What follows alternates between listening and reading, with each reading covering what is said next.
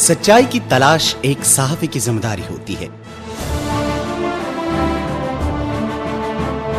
रोजाना दुनिया भर के हजारों नशरियाती इदारे खबरों को आप तक पहुंचाने में अहम किरदार अदा कर रहे हैं, मगर वाकयात की इस भीड़ में चलने वाला सच क्या सच होता है? इंपीरियलिज्म से कल्चरल इंपीरियलिज्म तक, कोल्ड वॉर से न्यू वर्ल्ड ऑर्डर तक, कम्युनिज्म से इस्लामी इंतहा पसंदी तक, वियतनाम से लेकर ईरान तक, दुनिया के नक्शे पर बदलते हुए हालात और उनके पीछे छुपे हकायक।